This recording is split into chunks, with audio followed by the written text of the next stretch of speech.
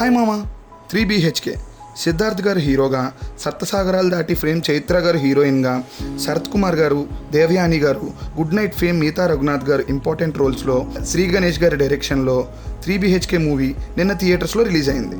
మరి ఈ మూవీ ఎలా ఉందో తెలుసుకునే ముందు ఒక మాట చెప్పాలనిపిస్తుంది మామ. మనం చాలా hits, super hits, black busters, industry hits చూస్తాం.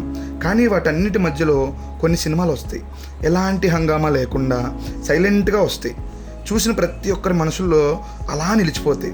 ఈ 3BHK మూవీ కూడా ఆ కేటగిరీలోకే వెళ్తుంది. ముందుగా స్టోరీలోకి వెళ్తే, వాసుదేవ్ తన ఫ్యామిలీతో ఒక రెంటెడ్ హౌస్లో ఒక చిన్న ఉద్యోగం చేసుకుంటూ ఎప్పటికైనా సొంత ఇల్లు కొనుక్కోవాలని కలలు కంటూ వాటిని నిజం చేసుకోవడానికి కష్టపడుతూ ఉంటాడు.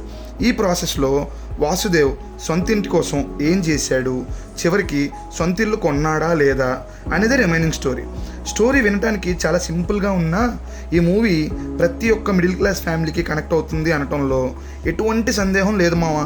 ఈ మూవీ గొప్పతనం ఏంటంటే, మనం ఏదైనా మూవీ చూస్తున్నప్పుడు ఈ క్యారెక్టర్ అవసరం లేదేమో, ఈ క్యారెక్టర్ని తీసివచ్చేమో అని మనకు అనిపించడం సర్వసాధారణం. కానీ ఇందులో ఏ ఒక్క క్యారెక్టర్ని మనకి తీసేయాలని కానీ, ఉంచకపోతే బాగుందని కానీ అనిపించదు. అంత గొప్పగా ప్రతి క్యారెక్టర్ని రాసుకున్నారు. ఇక ప్లస్ పాయింట్స్లోకి వెళ్తే, మెయిన్ ప్లస్ పాయింట్ ఏంటంటే యాక్టర్ పర్ఫార్మెన్స్లే మామ. అందరు యాక్టర్సు వాళ్ళ క్యారెక్టర్స్కి ప్రాణం పోస్తారని చెప్పొచ్చు. ఈ సినిమాలో ఏ ఒక్కరిని వీళ్ళు గొప్పగా చేశారు, వీళ్ళు బాగా చేయలేదు అని చెప్పలేం. అందరూ వాళ్ళ క్యారెక్టర్స్లో జీవించేశారు.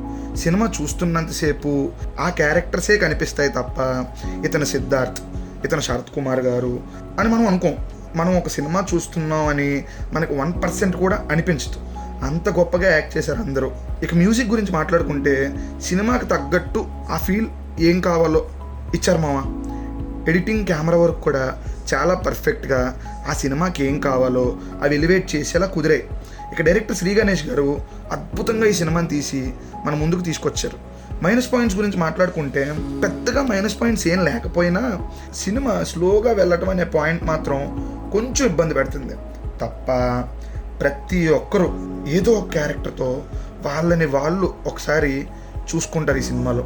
నాకైతే చాలా నచ్చింది. నేను కూడా ఒక క్యారెక్టర్తో పర్సనల్గా కనెక్ట్ అయ్యాను మామ. నేనైతే ఇలాంటి మూవీస్ వచ్చినప్పుడే చూసేయాలి కాబట్టి ఇమీడియట్గా చూసేయమని చెప్తాం మామ.